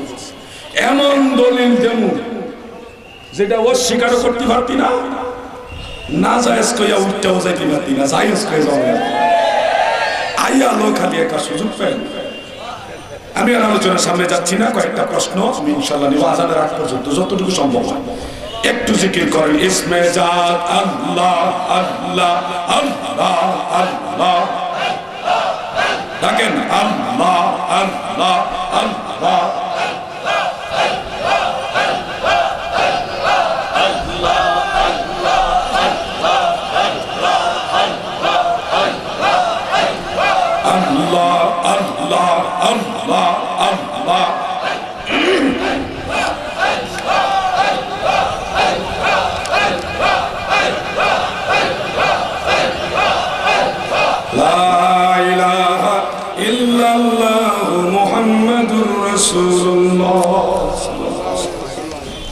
এক ভাই প্রশ্ন করেছেন, এগুলি কমিটির তারা আবার দেয় না, আপনার মধ্যে কেউ না কেউ দিছে। পীর সাহেব কেবলা বলা জায়েজ কি না? কেবলা মানে কি? সহজ উত্তর হলো কেবলা মানে দিক। পীরকে কেবলা বলেন কেন মিয়া ভাই? সহজ বুঝালেন। মুসলমানের কেবলা প্রাথমিক দৃষ্টিকোণ থেকে আল কিবলাতু খামসাতু আকসাম, প্রাথমিক দৃষ্টিতে কেবলা হলো 5 ধরনের। 1 নম্বর হলো কাবা ঘর, নামাজের জন্য কেবলা। কাবা ঘর নামাজের জন্য কেবলা। এটা কেতেই দলিল যারা প্রমাণিত, মানলে ইমানদার, না মানলে বেঈমান। 2 নম্বরে দোয়ার কেবলা আরশ, উপরের দিকে, এই জন্য দোয়া করার সময় হাত উপরে উঠাইতে হয়। 3 নম্বরে গোটা সৃষ্টি জগতের কেবলা হলো মুহাম্মাদুর রাসূলুল্লাহ সাল্লাল্লাহু আলাইহি ওয়াসাল্লাম। আল্লাহ হলো নবীজি সহ সবকিছুর কেবলা, আল্লাহ কোনো কেবলা নেই। আর 5 নম্বরটা হলো ইলম অর্জনের জন্য কালবের কেবলা হলো মুর্শিদ, শায়েখ। ইলম অর্জনের জন্য প্রত্যেক শাগরিদের কেবলা হলো তার মুর্শিদ। জ্ঞান অর্জনের জন্য যার বাস্তব রূপ এই মাদ্রাসায় যখন টিচার পাঠদান করে, কিতাব পড়া, তখন স্টুডেন্টস, ছাত্র যারা থাকে তাদের চেহারাটা পশ্চিম দিকে থাকে না টিচারের দিকে থাকে। টিচার পশ্চিমে থাকলেও আলহামদুলিল্লাহ, টিচার উত্তরে থাকলে আলহামদুলিল্লাহ, টিচার দক্ষিণে থাকলে আলহামদুলিল্লাহ। টিচার যেদিকে ছাত্রদের চেহারা ওই দিকে, কারণ জ্ঞান অর্জনের কেবলা কাবা ঘর না, জ্ঞান অর্জনের কেবলা হলো উস্তাদ। আর ইলমে লাদুন্নি, ইলমে মারিফত, ইলমে আসরার, ইলমে তাসাউফ অর্জনের অন্যতম কেবলা হলো কামেল মুকাম্মেল মুর্শিদ। ঠিক না বেটে? তুমি এটা নগদ বিষয় বুঝো না। সহজ উত্তর দিলাম, ডিটেলস উত্তর দিতে গেলে 1-20-25 মিনিট চলে যাবে। আজান হয়ে গেছে, এই মসজিদে আজান দিলাম বন্ধ করতে। ফজরে আজান হলে সুন্নত আদায়ের পূর্বে তাহিয়াতুল ওযু সহ অন্যান্য নামাজ পড়া যাবে কিনা? আজান হওয়ার পরে, মানে ফরজ নামাজের জামাতের আগে তাহিয়াতুল ওযু আরো নফল নামাজ আপনি পড়তে পারবেন, কিন্তু জামাতের পরে সূর্য উদয়ের আগে কোন ধরনের সুন্নত নফল নামাজ পড়া যাবে না, মাকরুহ। এটাই হলো হানাফি মাযহাবের চূড়ান্ত ফয়সালা।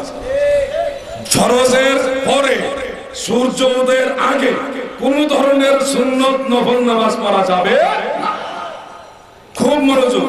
আর ফরজ নামাজের জামাতের আগে, সুন্নত পড়ার আগে তাহিয়াতুল ওযু তো পড়তেই হয়। ওযুর নামাজ যখন ওযু করবেন তখনই পড়ার বিধান আছে। শুধু 2টা টাইম, এই আসরের নামাজের ফরজের পরে সূর্য অস্ত যাওয়ার আগে, এই টাইমও কোনো নফল নামাজ সুন্নত নামাজ পড়া যাবে। এই জন্য আসরের ফরজের পরে কোনো সুন্নত নেই। আল্লাহ বিধানটা এইভাবেই রাখছে যেন পরে আর সুন্নত নফল নামাজ পড়া না লাগে। অতএব এটা বিলিত্তেফাক, হেদায়ের মধ্যে মাসালাটা আছে, হেদায়ের মধ্যে স্পষ্ট। এরশাদের এই মাগরিবের মানে ওয়াক্তের আগে না, সূর্য অস্ত যাওয়ার আগে আসরের ফরজের পরে কোনো নফল নামাজ সুন্নত নামাজ পড়া যাবে না। তবে কাজা নামাজ, জানাজার নামাজের বিধান হলো আলাদা। খুব মনোযোগ। আর ফজরের জামাতের পরে সূর্যোদয়ের আগে আপনি কোনো সুন্নত নফল নামাজ পড়তে পারবেন। এর আগে সুন্নত, ফজরের সুন্নত আদায়ের আগে তাহিয়াতুল ওযু, অন্যান্য নফল নামাজ আপনি পড়তে পারবেন, কোনো অসুবিধা নেই। আর কারো প্রশ্ন থাকলে দিতে পারেন।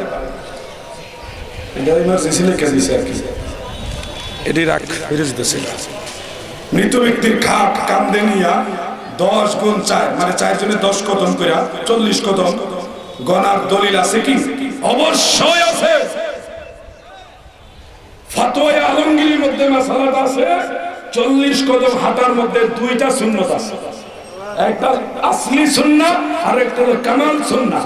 মানে 4 জনের লাশ কাঁধে নিয়ে 40 কদম হাঁটা হলো মূল সুন্নাহ, আর 4 জনে 10 কদম ঘুরে ঘুরে নেওয়া এটা হলো কামাল সুন্নাহ, সুন্নতের পরিপূর্ণতা। এটা ডাবল সুন্নাহ। বলবেন এটার দলিল কি? মুসান্নাফ ইবনে আবি শাইবার মধ্যে উল্লেখ, ইমাম তাবারানির মুআজামুল কবিরের মধ্যে উল্লেখ, আরো কয়েকটা কিতাব উল্লেখ। আব্দুল্লাহ ইবনে মাসউদ সহ এক জামাত সাহাবী বর্ণনা করেছেন। মারফু মাওকুফ দুইভাবে হাদিসগুলো উল্লেখ। আল্লাহর নবী বলেন, মৃত ব্যক্তির লাশ যদি কেউ কাঁধে নিয়ে 40 কদম হাঁটে, তার আমলনামার 40টা কবিরা গুনাহ আল্লাহ মাফ করে দেয়। সুবহানাল্লাহ। অন্য রাওয়ায়াত আছে 40 বছরের গুনাহ কাটা মাফ করা, 40 কদম হাঁটলে। এইজন্য সাহাবায়ে কেরাম এক জামাত সাহাবী, যার নাম কুখ্যাত তাহকিকারী নাসিরউদ্দিন আলবানীও স্বীকার করছে, কাজী শাওকানি নাইলুল আওতারের মধ্যে স্বীকার করেছে যে এই বিষয়ে অসংখ্য সূত্র আছে, অসংখ্য সূত্র আছে। আমার লেখা একটা কিতাব আছে, এটার নাম প্রিয় নবীজির সালাত। এই বইটার মধ্যে আমি 40 কদম লাশের খাট কাঁধে নিয়ে 40 কদম হাঁটা যতগুলি হাদিস, সবগুলি হাদিস আনছি সনদ সহকারে, এবং কোনটা সহিহ কোনটা গায়রে সহিহ ডিটেইলস উল্লেখ করে দিয়েছি, ফিকহ মাসালা সহকারে। বইগুলি আপনারা পড়েন। আজান দিছে মিয়া ভাই দৌড় মারেন না, নামাজ তো আমরা পড়বো ইনশাআল্লাহ, একসাথে করি না। পাশে মসজিদ, মসজিদে আমরা পড়বো, মসজিদের সাথে মিলাই আমরা জামাতে পড়বো ইনশাআল্লাহ। কি বলেন আপনারা? ইনশাআল্লাহ। যাক, আর আছে কারো প্রশ্ন? এটা বা নাইনি, প্রশ্ন নাইনি ভাই, প্রশ্ন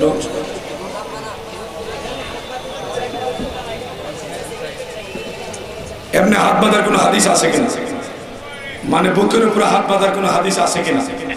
উত্তর হলো এই বুকের উপরে হাত বাঁধার হাদিস আছে সহিহ ইবনে খুজাইমার মধ্যে, কিন্তু এই হাদিসটা সহিহ না, মুনকার হাদিস। কি হাদিস? মুনকার হাদিস। আর নাভির নিচে হাত বাঁধার হাদিসটা হলো সহিহ হাদিস। আপনারা এখন মুনকার হাদিস মানবেন না সহিহ হাদিস মানবেন? আপনারা একটা শর্টকাটে হাদিস বলি, যেটা সহিহ মুসলিম শরীফের মধ্যে আছে, সুনান আবি দাউদে, মুসনাদ আহমদে, সহিহ ইবনে খুজাইমা, সহিহ ইবনে হিব্বান, এক জামাত মুহাদ্দিস এখানে উল্লেখ করেন, আন ওয়াইল ইবনে হুজর রাদিয়াল্লাহু আনহু قال نظرت الى النبي صلى الله عليه وسلم فقام فكبر। অর্থাৎ ওয়াইল ইবনে হুজর বলেন, আমি নবীজির দিকে তাকাইলাম, তিনি দাঁড়াইলেন, কানের লতি তাকবীর দিলেন এবং কানের লতি পর্যন্ত হাত উঠাইলেন। সুম্মা ওয়াদা ইয়াদাহুল ইয়ুমনা আলা কাফিহি ইউসরা। এরপরে নবীজি বাম হাতের কবজির উপরে ডান হাত ধরলেন। কোথায় ধরলেন? বাম হাতের কবজির উপরে। আমার নবীজি কবজিতে ধরছে, আপনারা কবজিতে ধরেন, একটু ধরেন, এটা শেষ করে এরপরে সময় হলে একটু কবজিতে ধরেন, কোথাও রাখেন না, একটু দূরে রাখেন। কবজিতে ধরেন, নবীজি কবজিতে ধরছে, আপনারা কবজিতে ধরেন। দইরা উপরও ঠেলা দিয়েন না, নিচেও ঠেলা দিয়েন না, কোনো ঠেলা ঠেলি চাইেন না। কবজিতে দইরা নরমাল ছেড়ে দেন, এমনি যেখানে যায় এমনি ছেড়ে দেন, কোনো জোরাজুরি করেন না। কই গেছে? জোর করে নিছেন না, নিয়ে গেছে? তাহলে সহিহ হাদিস দ্বারা প্রমাণ হয় আল্লাহর নবীর সুন্নত হলো নাভির নিচে হাত বাঁধা। আপনি কবজিতে দইরা বুকে উঠাইলে জোর করে উঠাইছে, আমি কবজিতে ধরে নাভির নিচে নিলে জোর করে নিছি না, এমনি গেছে। তাহলে সহিহ হাদিস দ্বারা এমনি প্রমাণ হয় নাভির নিচে হাত বাঁধা সুন্নতের আছে। সুবহানাল্লাহ।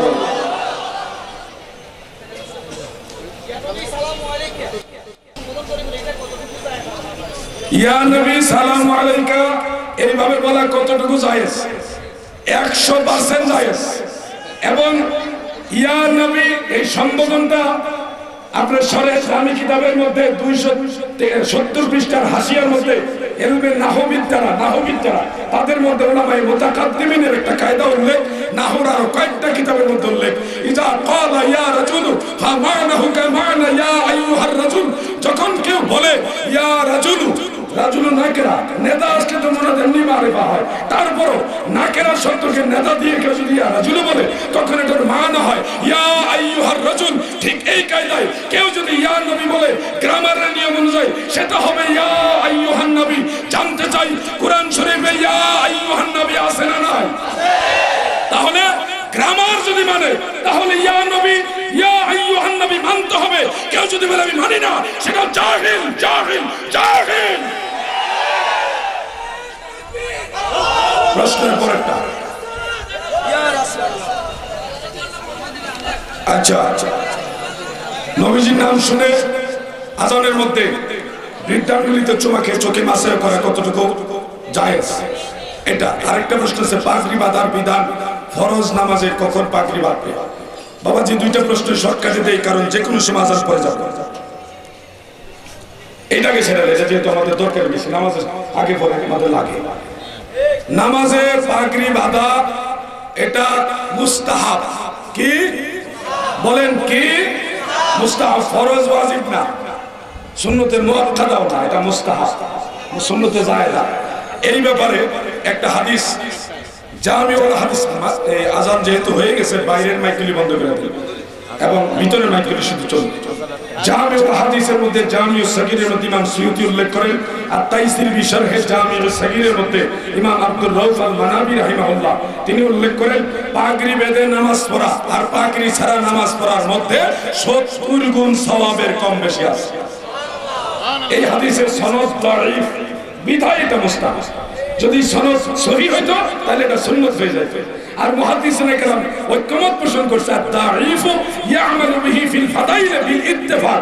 দুনিয়ার সব মুহাদ্দিস মক্কার ইমামরা একমত ফজিলতের ক্ষেত্রে দাঈফ হাদিস আমল করা যায়। এজন্য নামাজ জামাতে যখন পড়বেন, নামাজে ওই সময় পাগড়ি বেঁধে নামাজ পড়া মুস্তাহাব, সওয়াবের কাজ, অবশ্যই উৎসাহজনক। নবীজির নাম শুনে বৃদ্ধাঙ্গুলিতে চুমাকে চোখে মাসা করা, এটাও মুস্তাহাব। আমার মন গড়া ফতোয়া নয়, ফতোয়ায়ে শামিতে লেখা আছে এটা মুস্তাহাব।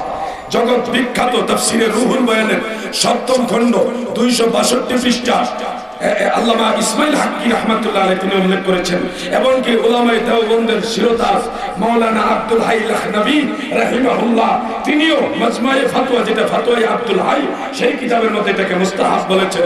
এর পিছনে আরো অনেক দলিল আছে, তাফসীরে জালালাইনের হাসিয়ার মধ্যেও এই মাসালাটা উল্লেখ রয়েছে, আরো বহু কিতাব আছে। মিয়া ভাই, আমি যদি কিতাবের নাম শুধু বলি আজান দেওয়া হবে তাড়াতাড়ি, এই জন্য একটা হাদিসের উপরে ভর করে এটাকে মুস্তাহাব বলা হয়। পাশাপাশি আরো কতগুলি রিওয়ায়াত আছে। হযরতে আটটায় আজান, আলহামদুলিল্লাহ একটু নিস্তার পেলাম। আল্লাহু আকবার। আমি যে তাড়াহুড়ার মধ্যে পড়ে গেছিলাম, যা আজান যে কোনো সময় হয়ে যায়। আচ্ছা, এই মাসালাটা বলি তারপরে বল, একটু ওয়েট করে প্লিজ। মাকাসিদুল হাসানা ওই কিতাবের 384 পৃষ্ঠায় ইমাম সাখাবী রাহমাতুল্লাহ আলাইহি একটা হাদিস উল্লেখ করেন যে আবু বকর সিদ্দিক রাদিয়াল্লাহু আনহু তিনি বর্ণনা করেন নবীজির পাশে অনেকদিন বসা, হযরত বেলাল রাদিয়াল্লাহু আনহু আযান দিচ্ছেন। আযানের মধ্যে আশহাদু আন্না মুহাম্মাদার রাসূলুল্লাহ বলার পরে সিদ্দিক আকবর কুররাতু আইনি বিকা ইয়া রাসূলুল্লাহ আরেকবার সাল্লাল্লাহু আলাইহি ইয়া রাসূলুল্লাহ বলে বৃদ্ধাঙ্গুলির চোখে মাসে করলেন। এই দুইবার দুইটা আমল করলে আযানের পরে আল্লাহর হাবিব বলেন, আবু বকর গো, তুমি যে আমল করলা, এই আমল যদি আমার কোন উম্মতে করে গো, আমি নবী কথা দিলাম কিয়ামতের ময়দানে আমি তাকে আমার পিছে পিছে জান্নাতে নিয়ে যাব। সুবহানাল্লাহ। আরেকটা রাওয়ায়াত বললে হাল্লাত লাকুম শাফাআতি, তার জন্য সুপারিশ করা আমার জন্য বৈধ হয়ে যাবে, নবীর শাফাআত পাওয়া যাবে। এখানে একটা পয়েন্ট মনে রাখবেন, এই হাদিস সম্পর্কে এক ধরনের ভাইরা বলেন এটা জাল হাদিস। আমি তাদেরকে বলবো, মিয়া ভাই, জাল হাদিস বলেছেন, আপনার কাছে অনুরোধ, পৃথিবীর কোন মুহাদ্দিস বলেছে এই হাযা হাদিসুন মাওদু, এই হাদিস মাওযু, ভিত্তিহীন জাল হাদিস কোন ইমাম বলেছে? একটা দলিল দেন। কোন দলিল ছাড়া হাদিসকে জাল বলার অধিকার আপনার নাই। ইমাম সাখাবী এই হাদিসটা উল্লেখ করে লিখেছেন ওয়ালা ইউসাহু, এই হাদিস সহিহ নয়। ইমাম সাখাবী অধিকাংশ ক্ষেত্রে ওনার এই ওয়ালা ইউসাহু শব্দের ব্যাখ্যা অধিকাংশ ক্ষেত্রে এরকম হয়, যেরকমটা মোল্লা আলী কারি শাইখ আব্দুল হক মুহাদ্দিসে দেহলভী দিয়েছেন। ইমাম সাখাবী যখন কোন হাদিস সম্পর্কে বলে এই হাদিসটা সহিহ নয়, তখন বোঝা যায় এটার সনদ সহিহ না, কিন্তু দাঈফ অথবা হাসান, কিন্তু মাওযু না। তার প্রমাণ ইমাম মোল্লা আলী কারি আসরারুল মারফুয়া কিতাবের মধ্যে লেখেন, ইজা সাবাতা রাফআহু আনিস সিদ্দিক ফায়াকফাল আমালু বিহি। ইমাম মোল্লা আলী কারি বলেন, যখন এটা সিদ্দিক আকবর আবু বকর থেকে মারফু ভাবে প্রমাণিত, তখন এটা আমল করার জন্য ফায়াকফাল আমালু বিহি, আমল করার জন্য এটাই যথেষ্ট। আপনি নবীর নাম শুনে সুমা না খেলে গুনাহ হতো না, কিন্তু আমি সুমা খেলে আমার দুইটা লাভ হলো, একটা হলো আমার মুস্তাহাব হিসেবে সওয়াব হলো, আরেকটা হলো আমি আমার নবীরে ভালোবাসি, এই প্রেমটা আরো বাড়লো। ঠিক না বেঠে? আপনি যদি কোনো আমার সওয়াবও লাগতো না, আমি মহব্বত বেশি বাড়াইতে চাই না, সেটা আপনার ব্যাপার। আমার সওয়াবও লাগবো, আমি নবীর প্রেমের মহব্বতে ধসে আমি কাজটা করব, এটার পক্ষে ফুকাহায়ে কেরামের ফতোয়া আছে মুস্তাহাব জায়েজ। আমরা এই জন্য আমল করি, আপনি মনে না চাইলে আমল করেন না। আমরা এটা ফরজ বলি না, ওয়াজিব বলি না, সুন্নাতে মুআক্কাদা বলি না, এটা মুস্তাহাব বলি। আল্লাহ তাআলা আমাদেরকে আমল করার তৌফিক দেন। পীর মুরিদি বায়াত দরকার সম্পর্কে এটা একটা বড়, আজ উনি আগে দাঁড়াইছিলেন, ওনারটাই আগে বলেন। ওয়ালাইকুম আসসালাম।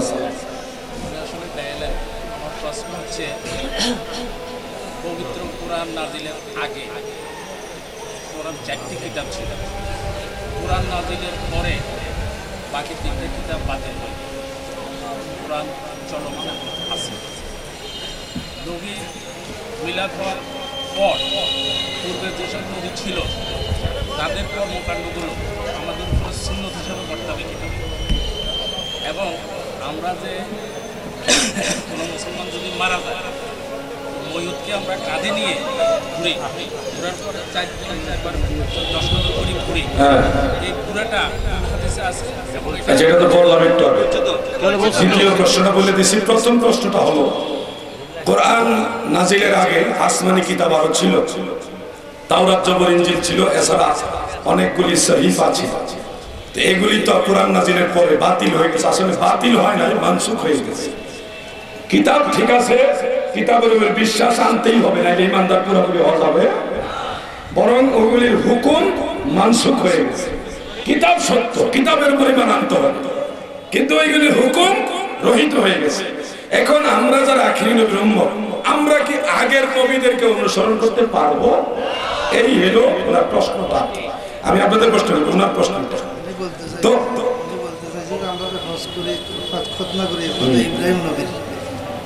আচ্ছা আচ্ছা, না এটা বলে নাই উনি, আমি আন্দাজে এটা বোঝানো, এটাই বলছেন।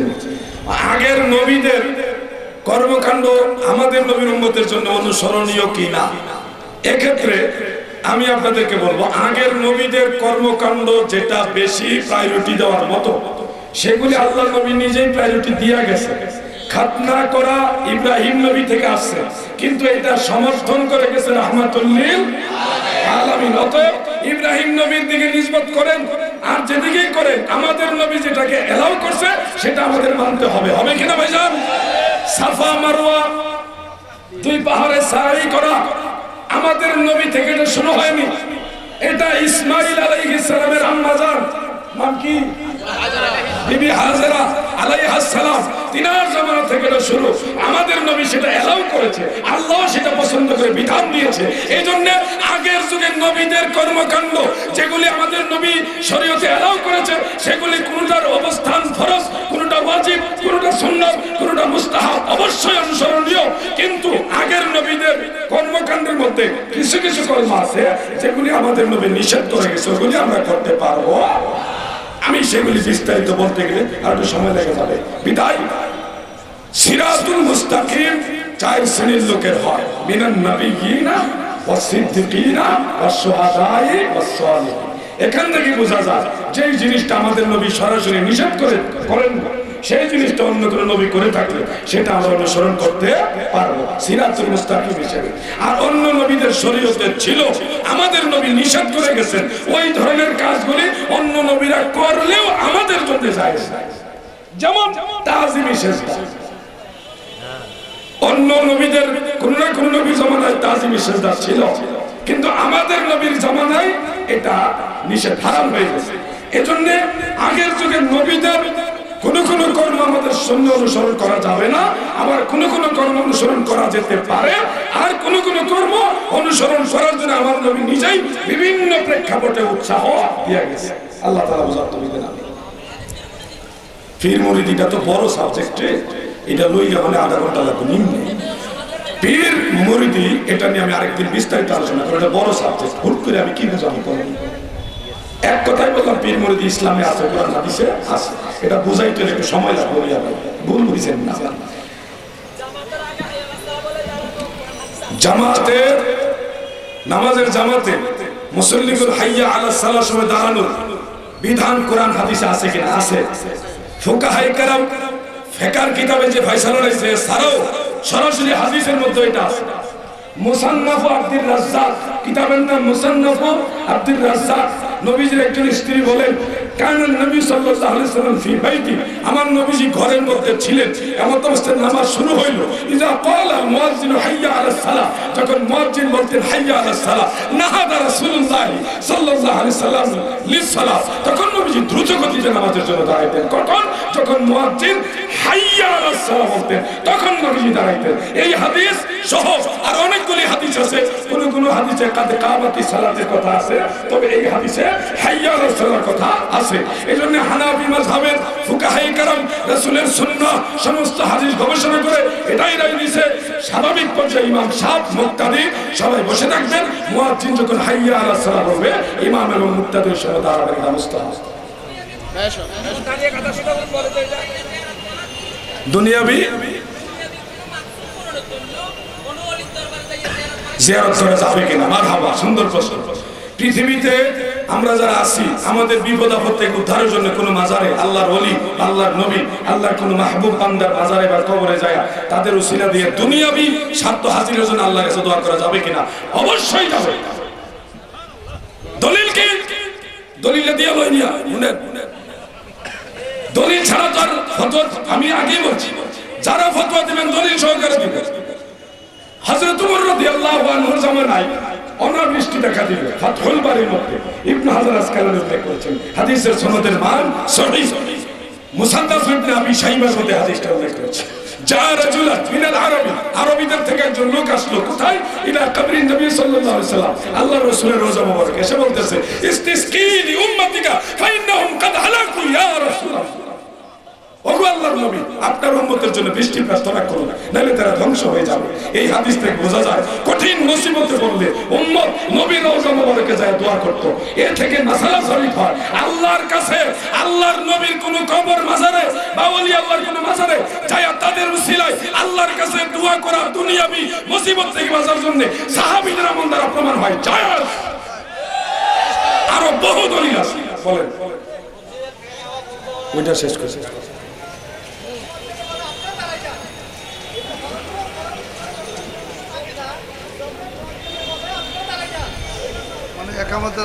মিয়া ভাই, আমি মাসালা বলার অধিকার রাখি, মাসালা বললাম। কে করে কে করে না, কে কি করে কি করে না, ওগুলির জবাব দিতে আমি করতে পারবো। আমি একজন নগণ্য মানুষ, কোরআন সুন্নাহ ভিত্তিক যেই মাসালা জানি সেটা আমি বলেছি। আপনারা যদি মনে করেন যে আমি রাসূলের তরিকায় চলবো, তাহলে আপনারা এটা মানেন, এটা আমার বানানো মাসালা না। কেউ যদি করে আমি মানতাম না, এটা তার ব্যক্তিগত, তার জীবন।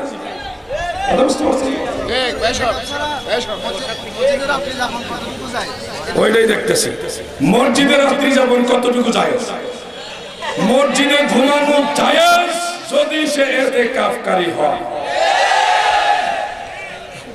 ইতিকাফ ছাড়া মসজিদে ঘুমানো জায়েজ নয়। এবার ইতিকাফ করা অনেক সময় ওয়াজিব, মানে আমানতের ইতিকাফ। ইতিকাফ করা সুন্নতে মুআক্কাদা আল কিফায়া ফিল রমাদান, রমজানে।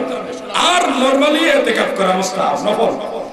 এই ইতিকাফ অবশ্যই উৎসাহজনক আমল, করার মতো একটা আমল। অবশ্যই প্রেক্ষাপট অনুযায়ী আমরা আপনারা আমল করবেন, আমিও করি, আপনারা করবেন। কিন্তু আল্লাহ রাসূল বলেছেন, আবু দাউদের হাদিস, সহিহ হাদিস, লা ইতিকাফা ইল্লা বিসসাওম, রোজা ছাড়া ইতিকাফ হয় না। খায়া খায়া ইতিকাফ হয় না। এবার সামান্য সময়ের জন্য ইতিকাফ, এই ফতোয়া কিতাবে আছে। ইমাম মুহাম্মদ ইবনে হাসান রাহমাতুল্লাহ আলাইহি সাহেব, ইমাম আবু হানিফা ছাত্র, উনি বলেছিলেন সামান্য সময়ের জন্য ইতিকাফ হয়। কিন্তু ওনার এই ফতোয়া এটা হানাফি মাযহাবে এলাও করা হয়নি, কারণ ইমামে আযম আবু হানিফা রাহমাতুল্লাহ আলাইহি ফতোয়া দিয়েছেন। এটা বেনায়ার মধ্যে উল্লেখ আছে, বেনায়া ইমাম বদরুদ্দিন আইনির ফতোয়া, বেনায়ার মধ্যে উল্লেখ। ইমামে আযম বলেছে এক দিনের নিচে কোনো ইতিকাফ নাই, সর্বনিম্ন ইতিকাফের টাইম হলো একদিন। এই ফতোয়া হানাফি মাযহাবে আসাহ, বিশুদ্ধ। অতএব যদি কেউ বলে আমি হানাফি, তাইলে আধা ঘন্টা 1 ঘন্টা লেগে ইতিকাফ না কইরা একদিনের লেগে নিচে করা যাবে। আমার নবীজি, সাহাবায়ে কেরাম, তাবিঈন জীবনে কোনোদিন ওয়ান টাইম ইতিকাফ করে না। আমা আলাইহিল বালাগ। আসসালামু আলাইকুম ওয়া রাহমাতুল্লাহ। আহমদ রেজা নিবেদিত এস.এম. আব্দুল লতিফ পরিচালিত ইউটিউব চ্যানেল চিশতি ওয়াজ। আমরা ওয়াজ মাহফিল, সেমিনার, ইসলামিক আলোচনা ভিডিও রেকর্ডিং এর মাধ্যমে সম্প্রচার করে থাকি ইউটিউব চ্যানেল চিশতি ওয়াজে। যোগাযোগ Chishti recording centre, CDA market, Riazuddin বাজার, চট্টগ্রাম। মোবাইল 0117786982। সব সময় নতুন নতুন আপডেট পেতে আমাদের চ্যানেলটি সাবস্ক্রাইব করুন।